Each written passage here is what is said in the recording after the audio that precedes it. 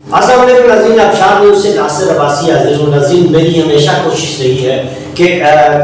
ہر field سے، ہر شعبہ سے تعلق رکھنے والے لوگوں کو اپنے اسٹوڈیو میں آپ کے لیے بلاؤں اور ان سے بات کروں اور ان سے جو لوگوں کے مسائل ہیں اس حوالے سے بھی بات کروں۔ اور آج ہماری خوش قسمتی ہے کہ ہمارے ساتھ موجود ہے ایبٹ آباد کی نہیں، ہزارہ کی نہیں، بلکہ پاکستان کی ایک معروف اور مقبول شخصیت ہے، مذہبی شخصیت ہے، سیاسی اور سماجی بڑا اپنا نام رکھتے ہیں، مفتی عنایت الرحمان صاحب۔ بہت شکریہ آپ نے ہمیں ٹائم دیا مفتی عنایت الرحمان صاحب۔ آج مفتی عنایت الرحمان صاحب کو ہم نے بلایا ہے ناظرین، اس کی وجہ یہ ہے کہ گزشتہ دنوں اخبارات اور سوشل میڈیا پر اور الیکٹرانک میڈیا پر ہم نے مفتی عنایت الرحمان صاحب کا بیان پڑھا، جس کے اندر وہ اپنے علاقے کے مسائل کو سامنے لے کے آ رہے تھے اور اس کے لیے انہوں نے نوجوانوں کی ایک بڑی تعداد کو اکٹھا کیا ہے۔ اور اس حوالے سے مفتی عنایت الرحمان صاحب سے ہم نے خصوصی طور پہ ٹائم لیا اور آج ہمیں آخرکار 2 ہفتے کے بعد ان سے ٹائم ملا۔ بہت شکریہ مفتی صاحب، آپ اپنی گناہ و مصروفیات میں سے وقت نکال کے ہمارے پاس تشریف لائے۔ مفتی صاحب، آپ کا جو علاقہ ہے وہاں اس کی پسماندگی ہم نے آپ کے بیانات میں سنی اور کچھ ویڈیوز کے اندر دیکھی، اس حوالے سے یہ بتائیے گا کہ آخر آپ کا یہ علاقہ پسماندہ ہے کیوں، اس کی وجہ کیا ہے؟ سب سے پہلے تو میں آپ کا اور آپ کی پوری ٹیم کا ابشار نیوز کی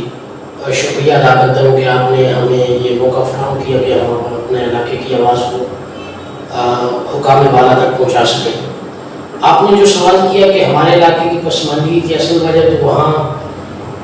16 دسمبر 1950 عیسوی بروز ہفتہ یہ ہمارا علاقہ پاکستان کے اندر ضم ہوا، یعنی 14 اگست 1947 کو پاکستان بنا،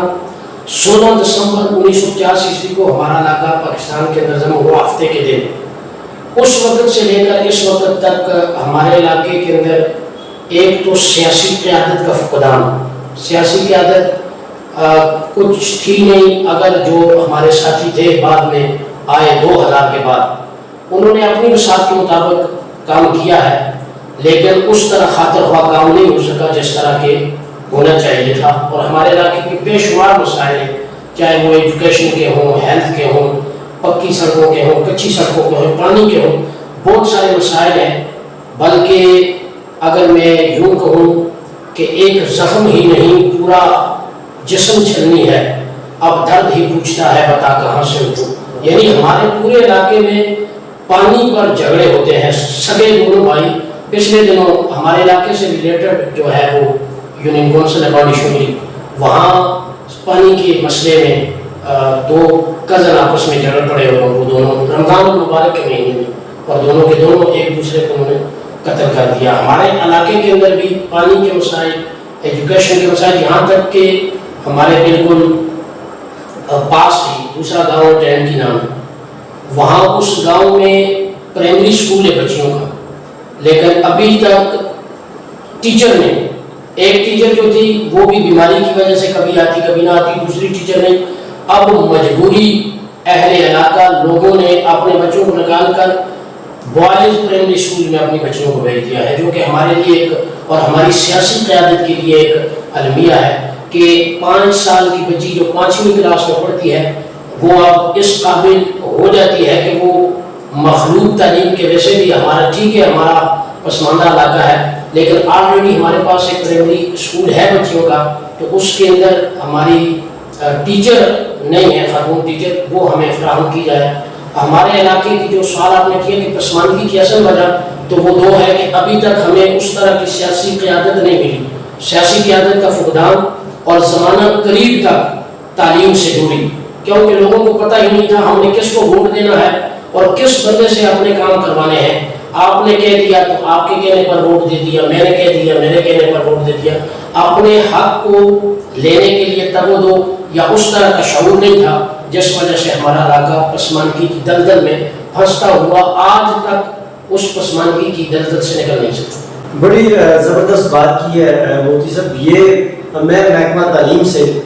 اور اسپیشلی ایبٹ آباد کی محکمہ تعلیم سے بھی یہ کہوں گا کہ آپ فوری طور پہ اس گاؤں کے اندر جائیں جس کو انہوں نے مینشن کیا ہے، اور وہاں پہ دیکھیں اگر اس پرائمری اسکول کے اندر ٹیچر 1 مہینے میں نہیں گئی تو آپ شار نیوز اس کے اوپر جا کے وہاں پہ پروگرام کرے گا ہے آپ فوری طور پہ اس علاقے کا ان بچیوں کے اس پر گورنمنٹ کے پرائمری اسکول کا مسئلہ حل کریں اور وہاں پہ بچیوں کے لیے ٹیچرز کا فوری طور پہ ارینجمنٹ کر کے ان کو دیں، کیونکہ یہاں پہ ٹیچرز بہت ہیں لیکن اسکول جو ہے وہ نہیں ہے۔ اب آپ ٹیچرز کو بھی نہیں بھرتی کریں اور دوسری سائڈ پہ اسکولوں کے اندر جو ہے وہ بچیاں اگر یہاں سے نکل رہی، گزارش ہے، ہماری درخواست ہے کہ آپ ان کے حقوق جو ہے ان بچیوں کو دیں، ورنہ ادروائز ہم اپنی بچیوں کے سر سے یہ دوپٹہ اترنے نہیں دیں گے اور پھر آپ کے لیے مشکلات بڑھ جائیں گی۔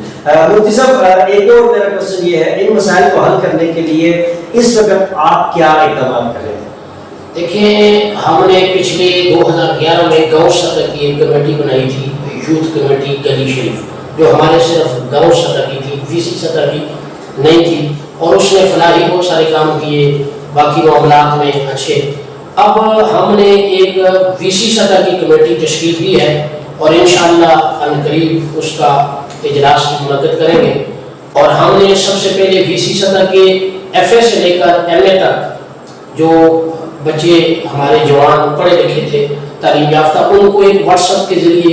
ان کو اکٹھا کیا ہے۔ تقریباً ہمارے پاس گروپ کے اندر 80 سے زیادہ جوان موجود ہیں جو پڑھے لکھے ہیں۔ اب اگلا سٹیپ ہمارا یہ ہوگا کہ ہم چاہے وہ کسی بھی سیاسی جماعت سے صوبائی ممبر ہو یا قومی ممبر ہو یا ویسے کسی بھی سیاسی جماعت کا رہنما ہو، ہم نے ان سے ملاقاتیں کرنی ہیں اور اپنے علاقے کی پسماندگی ان کے سامنے رکھنی ہے کہ ہمارے اس علاقے میں کچی سڑکوں کا، پکی سڑکوں کا، ایجوکیشن کا، ہیلتھ کے، پانی کے مسائل ہیں، ان کو دور کیا جائے۔ اجتماعی مسائل کو حل کرنے کے لیے پاکستان کے ہر علاقے سے ہمیشہ میں آبشار نیوز کے پلیٹ فارم سے، چاہے ہمارا لائیو پروگرام ہو یا ہمارے انٹرویوز ہوں، یہی آواز اٹھاتے ہیں کہ آپ لوگ جڑ جائیں، اکٹھے ہو جائیں، ایک قوم بن جائیں۔ میں روزانہ آپ سے درخواست کرتا ہوں، ہر پروگرام میں کہتا ہوں کہ نہ پارٹیوں میں بٹے، نہ فرقوں میں بٹے اور نہ قبیلوں میں بٹے، بلکہ ایک قوم بن جائیں۔ جب آپ ایک قوم بنیں گے تو یہ ملک ضرور ترقی کرے گا۔ مفتی صاحب یہ بتائیے گا، موجودہ بلدیاتی نمائندے اور منتخب نمائندے جو ہے ان سے ابھی توقعات تو ظاہر ہر علاقے کو ہوتی ہیں، لیکن ابھی تک آپ نے ان نمائندوں کو ٹچ نہیں کیا یا ان سے کہا نہیں ہے کہ آگے وہ آپ کے جو علاقے کے مسائل ہیں ان کو حل کریں؟ ابھی جو بلدیاتی نمائندے ہیں وہ تو 2022 میں بھی چند دن ہوئے ہیں یا چند ماہ ہوئے ہیں، وہ آئے ہیں، ان سے توقعات تو ہماری وابستہ ہے، اور الحمدللہ اس مرتبہ ہماری وی سی سے جو قیادت آئی ہے سامنے وہ جوان قیادت ہے، اور ہم یہ توقع بھرپور طریقے سے رکھتے ہیں کہ انشاءاللہ کافی حد تک ہماری یہ نئی جو قیادت ہے یہ ہمارے مسائل کو حل کرے گی۔ پہلے جو بلدیاتی نمائندے تھے ان کے سامنے بھی ہم نے اپنی آواز اٹھائی ہے، انہوں نے بھی یہ نہیں کہ گزشتہ جو 2000 کے بعد جو نمائندے تھے انہوں نے کام نہیں کیے، کام کیے ہیں، لیکن 16 دسمبر 1950 عیسوی کے بعد ہماری یہ وی سی کے اندر کام اتنے تھے کہ وہ بھی اس طرح خاطر خواہ نہیں کر سکے جس طرح ہونا چاہیے تھا۔ میں یہ نہیں کہتا کہ انہوں نے کام بالکل نہیں کیے، کام کیے ہیں لیکن اس طرح کیے نہیں جس طرح کے کرنے کا حق تھا۔ اور ہم تقریباً جو واٹس ایپ گروپ بنایا ہے اس کے اندر بلدیاتی نمائندے تمام کے تمام اس گروپ کے اندر شامل ہیں اور وہ بھی اپنی تجاویز دیتے ہیں اور اچھی رہنمائی کرتے ہیں۔ انشاءاللہ امید ہے کہ بہتری کی طرف۔ اچھا یہ بتائیے گا مفتی صاحب، وہاں پہ آپ کا یہ وی سی ہے اس کی آبادی کتنی ہے؟ آبادی تو کم و بیش 4500 کے قریب آبادی ہے۔ 10 گاؤں ہیں، گاؤں ڈہری ہے، تو 10 گاؤں کے اندر تقریباً 4000 4500 آبادی ہے، جس میں ہماری ضروریات زندگی، بنیادی جو ضرورتیں ہیں زندگی کی وہ بھی ہمیں میسر ہیں۔ اچھا یہ بتائیے گا کہ آپ کا یہ جو حلقہ ہے یہ ابھی تحصیل میں کون سی تحصیل میں آئے گا؟ یہ صوبہ خیبر پختونخوا، ضلع مانسہرہ، تحصیل اگی اور وادی تناول، اور وادی تناول کا یہ تاریخی علاقہ ہے اور تاریخی وی سی ہے کہ اس علاقے کے اندر سکھ بھی حکمران رہا ہے ہماری وی سی میں۔ اس علاقے میں تراوڑا ایک قبیلہ، تراوڑا قوم رہی ہے، تراوڑا قزل، یہ بھی حکمران رہے ہیں۔ نوابان ام بھی اس علاقے پر مسلط رہے، یعنی حکمران رہے۔ 1950 کے بعد مملکت خداداد پاکستان کے اندر یہ علاقہ شامل ہوا تو تقریباً 4-5 حکومتیں تحصیل کی، ضلع مانسہرہ، صوبہ خیبر پختونخوا، وادی تناول کے اندر یونین کونسل شرکا ہے اور ویسی رامکوٹ ہے جو خوبصورتی کے لحاظ کے پہاڑوں کے دامن میں اتنی خوبصورت ہے کہ حد سے زیادہ، یعنی جو سیر و تفریح کرنے والے، سیاحت کرنے والے جو لوگ مری جاتے ہیں، ٹھنڈیانی جاتے ہیں، وہ ہمارے اس علاقے میں ہیں، ان کو ٹھنڈیانی یا مری بھول جائے، اتنا خوبصورت علاقہ ہے، لیکن ضروریات زندگی ہمیں میسر نہیں، وہاں سے بنیادی سہولیات سے محروم ہے۔ اچھا، یہ ضلع منصیرہ میں ہے، اور ضلع منصیرہ کے اندر تحصیلیں کوئی جو تین تحصیلیں ہیں، ضلع منصیرہ، تحصیل بالاکوٹ اور تحصیل اگی، اور چوتھی تحصیل ابھی زمانہ قریب میں بنی ہے تحصیل دربان۔ تو یہ علاقہ تحصیل اگی کے اندر، تحصیل اگی کے اندر آتا ہے۔ ناظرین، میں اس سے پہلے اس حوالے سے بات کروں کہ منصیرہ سے جو ہمارے منتخب نمائندے ہیں ان سے خصوصی یہ درخواست کروں گا کہ بھائی آپ اس رحم کوٹ پہ جائیں، اور انشاءاللہ آبشار نیوز سے میں آپ سے وعدہ کرتا ہوں مختصر، ہم اس رحم کوٹ میں آپ کی اس پوری ویسی میں جائیں گے اور اس ہر گاؤں کے لوگوں کے مسائل کو انشاءاللہ اجاگر کرنے میں اپنا کردار آبشار نیوز کی طرف سے ہم ادا کریں گے۔ اچھا، یہ بتائیے گا کہ یہ جو آپ کا سوشل میڈیا اور تمام میڈیا پر آپ کی آواز جو ہے وہ سنائی دے رہی ہے، ہم دیکھتے ہیں الیکٹرانک میڈیا پہ یا آپ کا جو اخبارات کے اندر بھی آپ بول رہے ہیں، اور سوشل میڈیا پہ آپ کی آواز بلند ہو رہی ہے، لیکن اس آواز کا کوئی رزلٹ جو ہے وہ کیا آپ سمجھتے ہیں کوئی رزلٹ اس کا؟ جی، اس کا رزلٹ آتا ہے۔ ابھی پچھلے دنوں میں نے بلیا میں ہے جیو ہزارہ، وہاں پہ میں نے پورے علاقے کا یہ تناول پہ پروگرام کیا تھا، اور وہاں سے میں نے آواز اٹھائی تھی۔ ہمارے علاقے کے ساتھ ہی ایک گاؤں ہے، گاؤں کڑمیلی، اور اس علاقے کی پسماندگی کا یہ حال ہے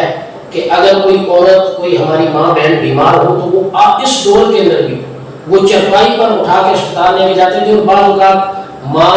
زچہ بچہ جو ہے اس کیفیت میں ماں اور بچے کی زندگی خطرات لاحق ہو جاتے تھے، اسے خطرہ لاحق کو موت اور زندگی کی کش و کش۔ جب میں نے وہ آواز اٹھائی تو اس کے بعد ابھی جو ایم پی اے صاحب، ہمارے موجودہ ایم پی اے صاحب نے، انہوں نے اس روڈ کے لیے فنڈ مختص کیا ہے، اور باقاعدہ اس علاقے کے لوگوں نے مجھے کالیں کر کے سوشل میڈیا کے ذریعے، واٹس ایپ کے ذریعے میری جو ہے حوصلہ افزائی کی ہے، شکریہ ادا کیا ہے کہ آپ کی آواز کے بعد تقریباً 50 کہاں، 1950 کہاں اور 2022 کہاں ابھی ہمارا روڈ منظور ہوا۔ اچھا، یہ بتائیے گا وہاں پہ آپ کی یہ جو بی سی ہے، وہاں پہ کوئی بیسک انسٹرومنٹ ہے، کوئی بی ایچ یو ہاسپٹل ہے؟ نہیں، وہاں پہ ہاسپٹل تو نہیں، 2 ڈسپنسریاں ہیں، ایک گاؤں کدریال میں ہے جو آبادی کے لحاظ سے سب سے بڑا گاؤں ہے، اور دوسری ڈسپنسری ایک رامکوٹ میں ہے، اور اس میں بھی کبھی عملہ نہیں، کبھی دوائی نہیں، تو یہ 2 ڈسپنسریاں ہیں۔ قریب کوئی ہاسپٹل جو سب سے قریب ہے وہ کتنے ٹائم پہ؟ سب سے قریب تقریباً دوسری یوسی میں آ جاتا ہے، یونین کونسل باڈی شنگلی میں، یا ادھر سے آئیں گے تو پھر اگر جاتے ہوئے ہم جائیں تو یونین کونسل باڈی شنگلی والا ہاسپٹل جو ہے وہ قریب پڑتا ہے، لیکن وہ بھی اس طرح کا ضروریات نہیں ہے۔ وقتی طور پر اگر اللہ نہ کرے کچھ معاملات ہو جاتے ہیں، ابتدائی طبی امداد کے لیے ہے، اس طرح کا جس طرح طبی امداد ہونی چاہیے۔ کون ہے آپ کے ایم پی اے؟ کون ہے ہمارے ایم پی اے وہاں پی ٹی آئی کے؟ کیا نام ہے ان کا؟ نام ہے نوزادہ فرید صلاح الدین صاحب۔ نوزادہ فرید صلاح الدین صاحب، آپ سے آبشار نیوز کے پلیٹ فارم سے یہ خاص طور پہ گزارش کرتا ہوں کہ فوری طور پہ اس وی سی کو اور ان لوگوں کو پہلے تو بی ایچ یو کوئی اچھی سی ہاسپٹل دی جائے۔ مجھ سے یہ بتائیے گا کہ آپ سوشل میڈیا پہ اور تمام میڈیا پہ، اخبارات میں بھی آپ کی جو آواز ہے وہ سنی گئی ہے، ہم نے بھی سنی ہے، تو کیا آپ سمجھتے ہیں کہ یہ جو آواز ہے یہ آپ کے لیے فائدہ مند ثابت ہوگی؟ جی بالکل فائدہ مند ثابت ہوگی بھی اور ثابت ہوئی بھی ہے۔ بہت سارے ہمارے مسائل جو ہیں میری آواز کے بعد حل ہوئے ہیں، بلکہ سب سے بڑی میری کامیابی یہ ہے کہ میں نے صرف جو تنظیم، جو کمیٹی اپنے گاؤں سے شروع کی تھی، آج وہ پوری وی سی میں آ گئی ہے، اور وہ جوان اکٹھے ہو گئے ہیں، سارے جوان، اور جوانوں کے اندر ایک درد ہے، اور اپنے حق کے لیے، اپنے مسائل کو حل کرنے کے لیے وہ آواز اٹھا رہے ہیں۔ بلکہ اگر میں یوں آج کہوں کہ میں اکیلا ہی چلا تھا جانب منزل، مگر لوگ ساتھ آتے گئے اور کارواں بنتا گیا، انشاءاللہ امید ہے کہ ثابت بھی ہوئی ہے، فائدہ مند ثابت بھی ہوئی اور ثابت ہوگی بھی انشاءاللہ۔ بڑی اچھی بات ہے کہ سوشل میڈیا کا یا میڈیا کا یہ بہت اچھا کردار ہے نظیم کہ جب میڈیا کسی کی آواز اٹھاتا ہے اور اس آواز پہ جب ان لوگوں کو حق ملتا ہے تو ہمیں بڑی خوشی ہوتی ہے. اور ہماری ہمیشہ میڈیا کے میرے تمام دوستوں کی, ہمارے ایبٹ آباد پریس کلب کی جو بزرگ ہیں, جو ہمارے سینئر صحافی ہیں, ان کی بھی ہمیں یہی ہدایات ہوتی ہیں کہ اس مصیبت کے وقت میں, اس درد کے وقت میں اگر آپ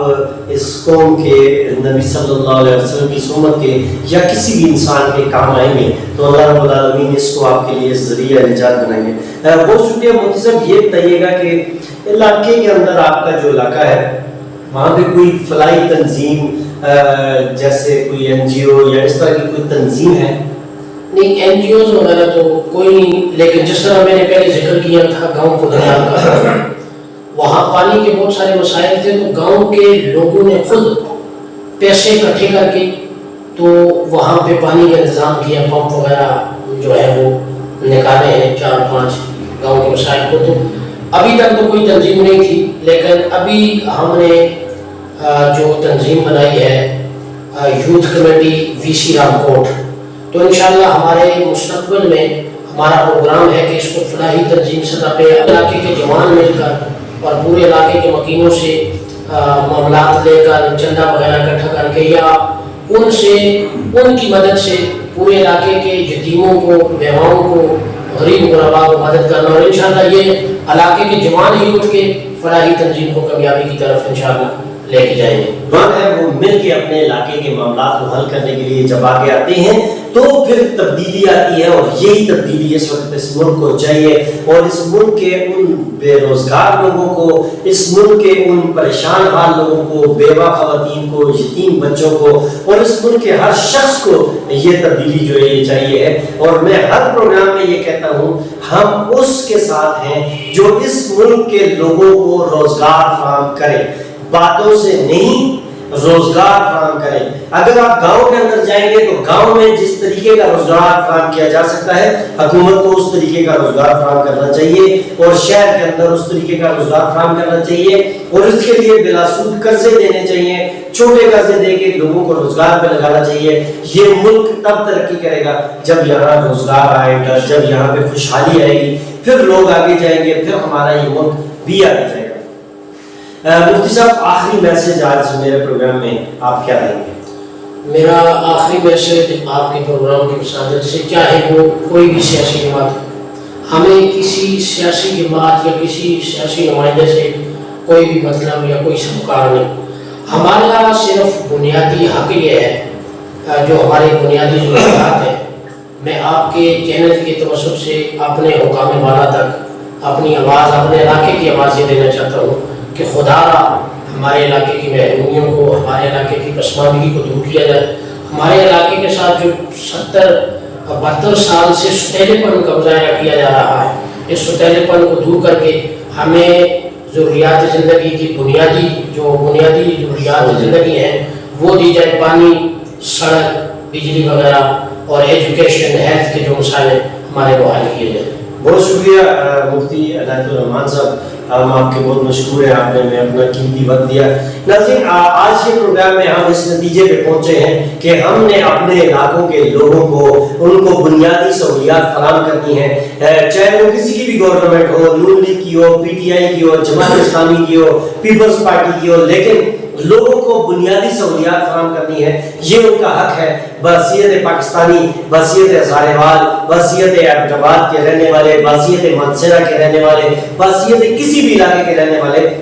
ان کو یہ بنیادی سہولیات فراہم کرنا یہ اسٹیٹ کی ذمہ داری ہے, اور اسٹیٹ کو یہ ذمہ داری لینی پڑے گی. ادروائز یہ لوگ اگر روڈوں پہ آ گئے, اگر یہ باہر نکل آئے اپنے حقوق کے لیے, تو پھر آپ کے لیے بھی مشکل ہو جائے گا, اور اس طرح سے ملک کی رسپیکٹ بھی نہیں رہتی. آپ کو ان لوگوں کو مطمئن کرنا ہوگا, آپ کو ان کے پاس جانا ہوگا. اگر آپ ان کو کوئی چیز نہیں دے سکتے تو کم از کم ان کے ساتھ بیٹھ کے ان کا دکھ بانٹ سکتے ہیں, وہ دکھ ضرور بانٹیے. اور ملک کے اندر یہ تبدیلی لانی بہت ضروری ہے, چاہے وہ پی ٹی آئی لائے یا نون لیگ لائے یا کوئی بھی جماعت لائے, یہ عوام اس کے ساتھ کھڑی ہو جائے گی. اب اس میں تبدیلی یہ ہے کہ جب آپ لوگوں کے معاملات کو حل کرتے ہیں. آج ایک بہت یہ دردناک اور بڑی تکلیف دہ میرے لیے یہ بات تھی کہ بچیاں جو 10 سال کی بچیاں ہیں، 9 سال کی بچیاں ہیں، 11 سال کی بچیاں ہیں، وہ بچوں کے اسکولوں میں جا کے پڑھ رہی ہے اور اپنا پرائمری اسکول موجود ہونے کے باوجود وہاں پہ ٹیچرز نہیں ہیں. اور اگر وہ ٹیچرز نہیں ہیں تو ان کو کیوں نہیں بھرتی کیا جا رہا؟